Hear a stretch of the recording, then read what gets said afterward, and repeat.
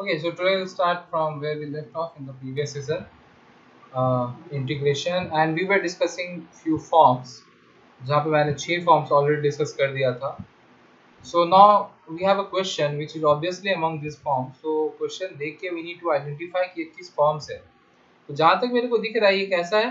Linear. ऊपर में देखो लीनियर एक्सप्रेशन है by square root of quadratic. इस फॉर्म का है ये. ठीक है. So we need to decide कि ये जो फॉर्म है ये किससे मैच कर रहा है. I think this is I5. I5 was exactly this. देखो I5 फॉर्म हम लोग क्या लिखे थे?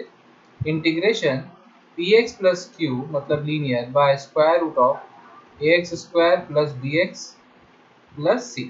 ठीक है. तो ये I5 से मैच कर रहा है. सो I5 वाले तरीके सॉल्व होना चाहिए. तो मैंने क्या बताया था कैसे सॉल्व करना है. तो फॉर I4 टू I6 मैंने सेम तरीका बताया था. ठीक है कि इन सब के लिए तरीका सेम रहेगा.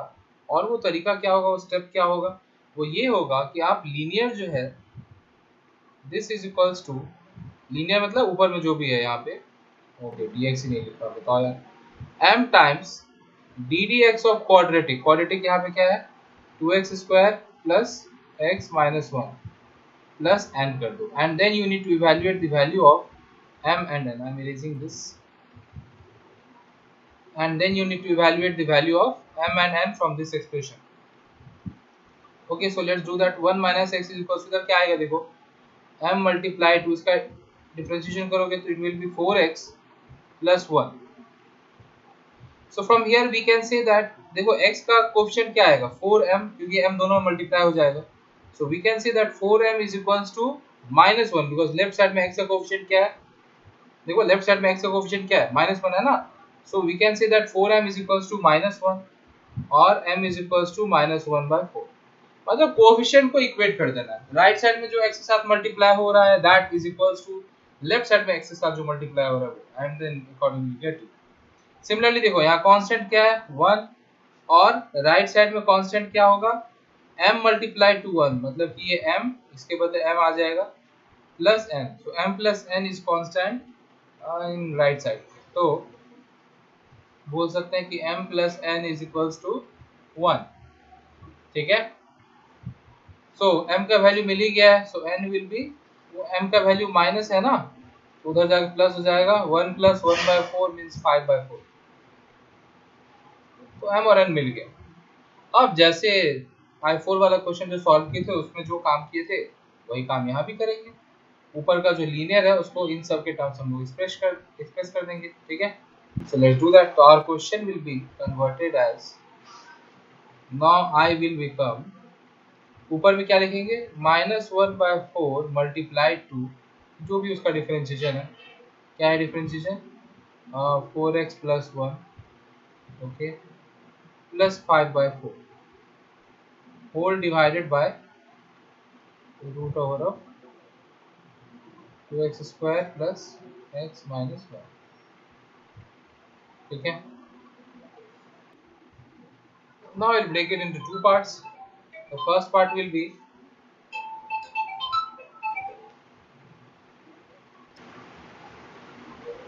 अगर दो पार्ट में ब्रेक करेंगे तो पहला पार्ट तो कुछ ऐसा आ जाएगा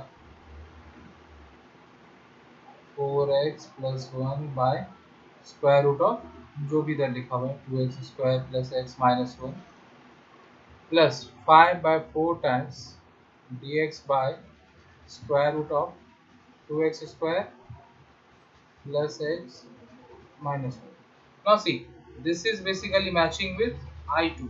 ये वाला की अगर हम लोग बात करें तो ये I2 से मैच कर रहा है. So you all please pause this video and then try to solve it on your own first. उसके बाद यहाँ पे सॉल्यूशन देखना इसके आगे कैसे सॉल्व किए. ठीक है. क्योंकि अब ये देखो ये आता ही है, इसको भी कर सकते हैं सॉल्व. लेकिन जैसे I4 में क्या हो गया था, डायरेक्टली ln ऑफ डिनोमिनेटर हो गया था. I5 में वैसा नहीं होगा. क्यों? अच्छा I forgot to write here dx. इसमें ऐसा नहीं होगा. क्यों? क्योंकि नीचे में रूट में प्रेजेंट है.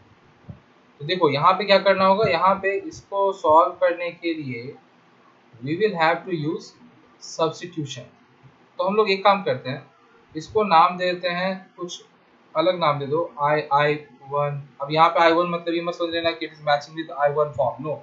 हम लोग इस इंटीग्रेशन, ये पर्टिकुलर इंटीग्रेशन का वैल्यू जो आएगा उसको नाम दे रहे हैं, और इसको नाम देते हैं I2, और दोनों को सेपरेटली सॉल्व करते हैं।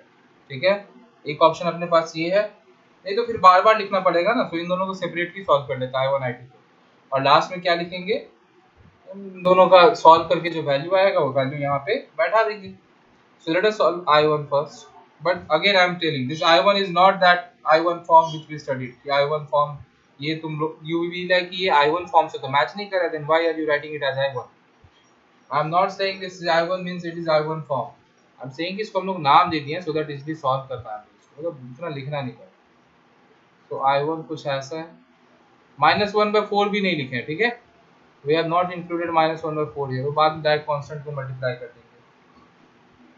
तो हम लोग को दिख रहा है क्लियरली कि रूट के अंदर जो भी चीज है इसका डिफरेंशिएशन यहाँ प्रेजेंट है, तो हम लोग क्या करते हैं, ये रूट वाली चीज को कुछ वेरिएबल से सब्स्टिट्यूट कर लेते हैं। Let t is equals to, ये मेरा t और x एक जैसा दिखने लग जाएगा, so let me use some other variable, say let z is equals to 2x² plus x minus 1, तो dz/dx क्या हो जाएगा, differentiating this expression with respect to x क्या आ जाएगा, 4x plus 1। So can we say dz is equals to 4x plus 1 multiplied to dx? तो इसका मतलब क्या हो गया, यहाँ पे देखो, ये जो पार्ट है this part will be replaced by dz, ठीक है, और नीचे में जो है that part will be replaced by root z, ठीक है। So I1 has become integration dz by root z. Now this is similar to, I mean we can also write it as z to the power of half dz, और इसको solve करने का हम लोग को पता ही है कि अगर x to the power of n dx है तो आंसर क्या होता था, x to the power of n plus 1 by n plus 1, कुछ वैसे ही यहाँ पे होगा। so z to the power of half plus 1 by half plus 1, ठीक है। so half plus 1 is 3/2, ठीक है, तो मतलब आंसर क्या आ रहा है यहाँ पे देखो, बेसिकली आंसर आ रहा है 2/3 times z to the power of 3/2 plus c dash कुछ भी ऐसा कॉन्सेप्ट, ठीक है। अब z का वैल्यू बैठा दो, 2x² plus x minus 1 whole to the power of 3/2। So one first part is complete. Now we need to solve the second part, which is I2. This I2. उसके लिए क्या बोला था मैंने, ये देखो, ये एक्चुअली I1 फॉर्म से, I1 या I2 फॉर्म से मैच कर रहा है, और इसे और नाम भी हम लोग यहाँ पे I2 ही रखे, तो don't get confuse with this names, okay. And इसमें क्या करेंगे, इसमें हम लोग को पहले परफेक्ट स्क्वायर उसको बनाना पड़ेगा, and then we can directly use the formula. So I will not be solving it unnecessarily, will be wasting time. I'll be directly writing the answer. You all solve, you all convert it to perfect form, perfect square form,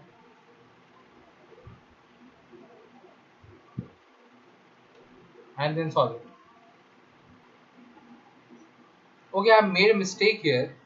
This is dz by root z. So it is in the denominator, तो power minus half होगा यार, half नहीं। हाँ, तुम लोग भी बताता नहीं है, I make mistake and you all be like हाँ सही तो है। अगर आपको पता था कि हाँ गलत कर रहे हैं then fine. So it will be 1 minus half is half, so it will be 2 times z to the power of half. मतलब ये वैल्यू आएगा 2 टाइम्स रूट ओवर, मतलब z का पावर हाफ मतलब रूट z, तो रूट के अंदर 2x² plus x minus 1, ठीक है।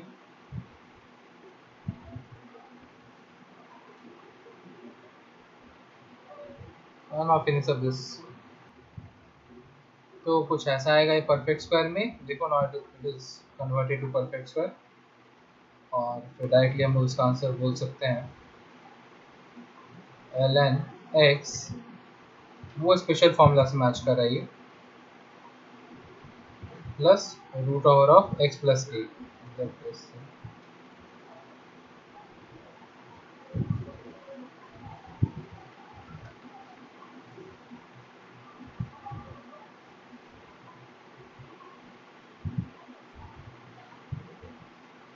अब ये वैल्यूज को, इन दोनों वैल्यूज को, जो ये आया 2 टाइम्स दिस और ये, सो कहाँ बैठा देंगे हम लोग, जो आई का वैल्यू आ रहा था यहाँ पे इधर बैठा देंगे। ठीक है, ये आई वन और आई टू की जगह। सो अगर बैठा दोगे इन वैल्यूज को, then you will be getting I as -1/4 multiply to 2, it will become -1/2। और जो आंसर आया है ये root over of 2x² plus x minus 1 plus 5/4 multiplied to 1/√2. So it will become 5/4 root 2 ln जो इधर ब्रैकेट में है।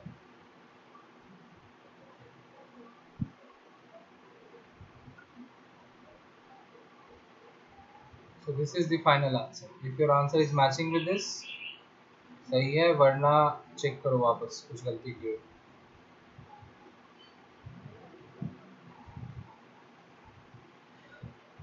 Okay, should match. Now it may seem lengthy, but जब practice कर लोगे and when you start solving, it will be solved in 2 or 3 minutes, not more than that. अभी भले 10-11 minute लगाओ, पर ये 2 से 3 मिनट में सॉल्व होता है। ठीक है, okay, so you can see that takes a lot of time to explain all this. So I have taken one question and I have solved it. You please go through the solution, video pause कर करके देख लेना solution. तो तरीका वही है, बस थोड़ा सा चेंजेस आएगा। ये I6 फॉर्म से मैच कर रहा है। ठीक है, देखो, और ये एरो मतलब कि यहाँ पे ये वैल्यू एज इट इज यहाँ आ जाएगा। आई होप कोई कैलकुलेशन मिस्टेक नहीं है इसमें, फिर भी हो तो you all can correct it and go through it very careful. पहले खुद से ट्राई करना, अगर नहीं हो रहा है तो सॉल्यूशन को देखो। ठीक है, और खुद से सॉल्व हो जा रहा है तो सॉल्यूशन के साथ मैच करो, चेक करो। अगर एक स्क्रीन में नहीं दिख रहा होगा, मतलब ऐसे प्रॉब्लम हो रहा है वीडियो में, तो take the screenshot and then you match it with the answer. Okay, so this is it. This is how you solve questions related to I4, I5 and I6 form. Okay, now we'll move to अभी quadratic linear का झमेला हो खत्म। Quadratic का मतलब अब क्या हो गया कि कोई भी क्वाड्रेटिक वाला एक्सप्रेशन अगर दिख जाएगा, चाहे वो रूट के अंदर में हो, चाहे न्यूमरेटर में हो, डिनोमिनेटर में हो, we can easily solve it. कोई भी लीनियर बाय क्वाड्रेटिक दिख गया, या लीनियर इनटू क्वाड्रेटिक दिख गया, या लीनियर इनटू रूट क्वाड्रेटिक दिख गया, ये सब कोई फॉर्म दिख गया तो we can easily solve it. So ये 6 फॉर्म से हम लोग को अब ये कॉन्फिडेंस आ गया कि अब भाई क्वाड्रेटिक और लीनियर से रिलेटेड तो कोई भी क्वेश्चन सॉल्व कर ही लेंगे। तो ये फॉर्म्स में कैटेगराइज करके समझने का यही एक मतलब एडवांटेज है कि यू गेट कॉन्फिडेंस कि अच्छा इस तरह क्वेश्चन आएगा, उसको ऐसे ही सॉल्व करना है and will be done. So we are doing this for that confidence, to build that confidence. Okay,